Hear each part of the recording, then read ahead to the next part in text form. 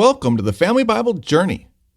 With tens of thousands of unique listeners around the world and listeners in over 40 states and 40 countries, thank you so much for being a part of our journey through the Bible.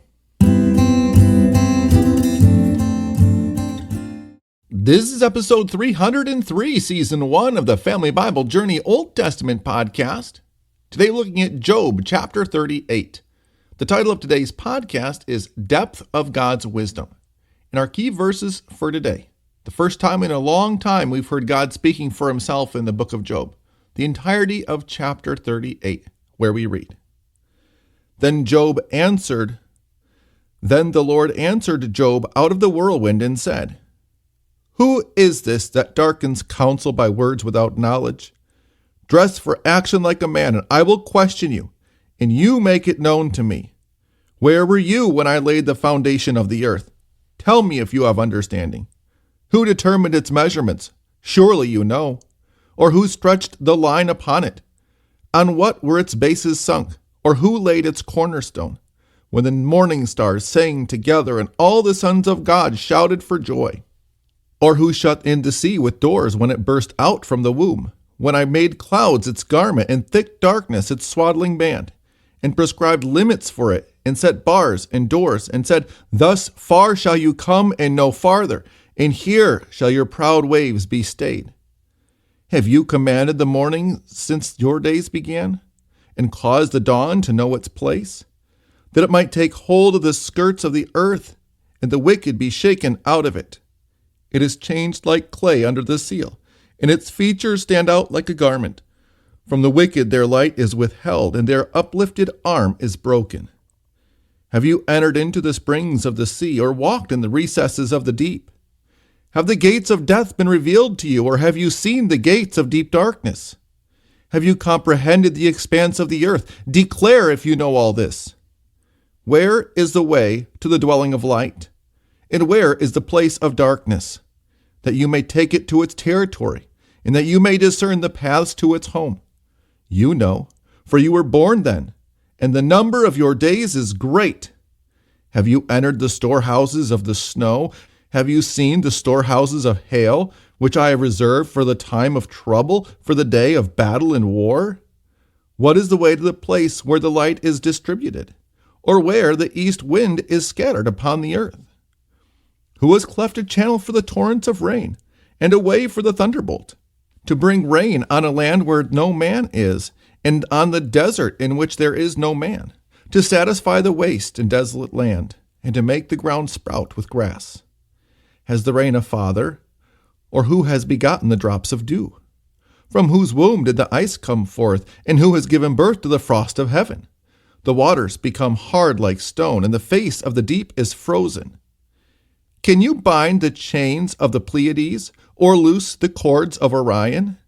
Can you lead forth the Mazzaroth in their season, or can you guide the bear with its children? Do you know the ordinances of the heavens? Can you establish their rule on the earth? Can you lift up your voice to the clouds, that a flood of waters may cover you? Can you send forth lightnings, that they may go and say to you, Here we are? Who has put wisdom in the inward parts, or given understanding to the mind? Who can number the clouds by wisdom, or who can tilt the waterskins of the heavens when the dust runs into a mass and the clods stick fast together? Can you hunt the prey for the lion, or satisfy the appetite of the young lions when they crouch in their dens or lie in wait in their thicket? Who provides for the raven its prey when its young ones cry to God for help and wander about for lack of food? This is the word of the Lord. So God has been silent for nearly 37 chapters of the book of Job. And in the first 2 chapters, the way I count it, God speaks for about 4.5 verses. So we almost have 10 chapters of human foolishness, frivolity, and faulty logic for each verse of God speaking early in the book. And Job, throughout those 37 chapters in the book, has been championing his cause. His friends have spoken amply, smearing his character, attacking him, using words of flattery, faulty logic. And God has stood as silent witness, and now he speaks.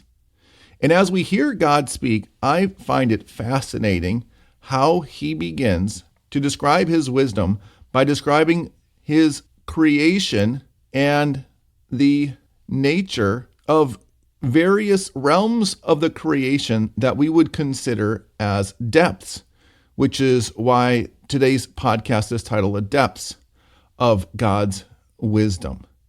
In this chapter, after a quick challenge to Job, God goes on in verses 4-7 to describe the depths of the earth.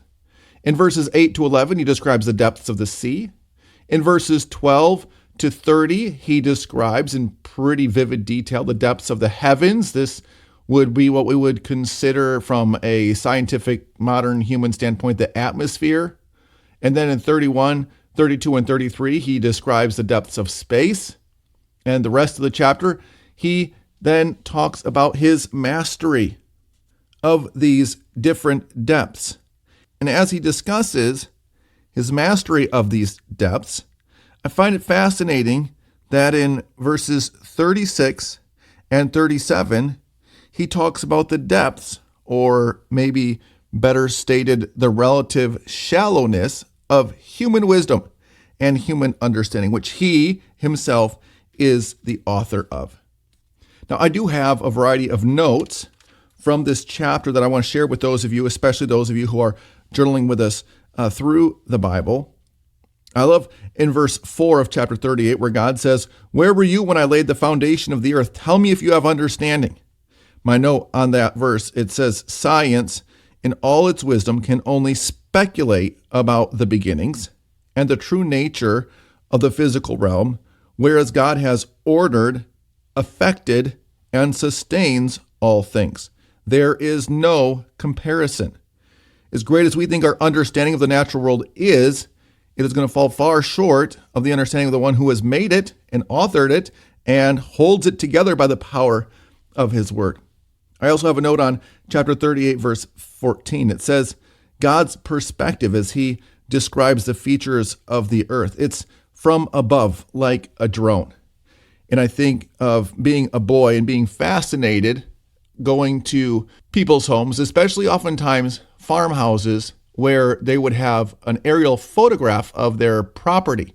And that was quite a thing. And it was something very common for people to have printed for themselves back in the 60s and 70s. That would be the 1960s and 70s, because it was such a unique thing. No one got to see the bird's eye view of anything. Now we have drones and treat as toys these wonderful little inventions of the human mind that give us a bird's eye view of everything. But here, as God describes the earth from his perspective, he takes a perspective from up above. Something that we kind of take for granted now that we live in the age of drones, but something that was quite special and undoubtedly unfathomable at the time of Job. In chapter 38, verse 15, it's interesting that God makes a note on morality and wickedness and justice. In my note on that verse, it says moral order is as important to God as the natural order of things. We human beings, we don't have much respect for God's ways. So we, I think, oftentimes would elevate the understanding of the natural realm over a proper understanding and a godly perspective on human morality. But God here lumps morality with the natural things of this earth. On verse 18, where God begins to describe the depths of the sea, just a couple of statistics to share with you. When God talks about how futile it is for us to put forward our understanding of the depths, even today, the 21st century, with all the technology that we have, less than 20% of the world's oceans have been explored. And to put into perspective the vastness of the oceans, the average depth of the oceans is nearly 12,000 feet. That's over 2 miles deep. And at their deepest point, the ocean is nearly 6 miles deep. That's 36,000 feet deep. And recently I was driving through the city of Chicago, and we were talking about the amount of litter that is in many big cities, because you have many stories of buildings holding human beings, and when they get out and they get on the ground, there's just a mass of humanity at the foot of these buildings, and there are so many more people that live in cities because you're able to stack domiciles and businesses and churches and all sorts of different establishments on top of each other. And that's why cities are so much more densely populated than the surrounding areas, because of the depth of the development and the construction. And to compare a human city and how much more densely life and human life and people can be as we stack 20 or 40 or 50 or even 60 or 80 or 100 stories of humanity in a single building. Imagine the oceans where life is not limited either to the surface or to the bottom, but exists everywhere in between.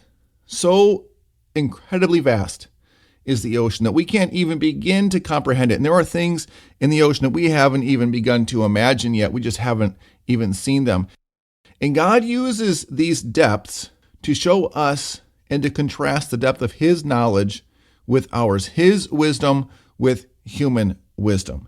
And so God's speech here begins in Job, not with God defending himself or offending Job or anyone else, but simply stating the reality of things and that he is truly above all things. His wisdom and his understanding, it is deeper than the greatest depths, whether we imagine them in the depths of seas or the depths of space. Nothing is able to compare to God and his wisdom. And so God's speech begins, really putting us in our place, not by, again, offending or attacking or belittling us, but simply by beginning to describe the reality of the world that we live in and showcasing the depth of his wisdom by sharing with us a godly perspective on these great and mighty wonders that we see in the world that we inhabit.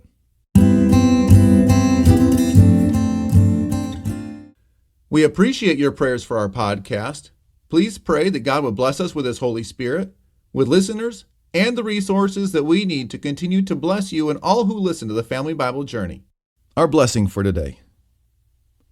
When you are at a loss for understanding, may you find solace and peace in the unsearchable wisdom and boundless love of God. Amen.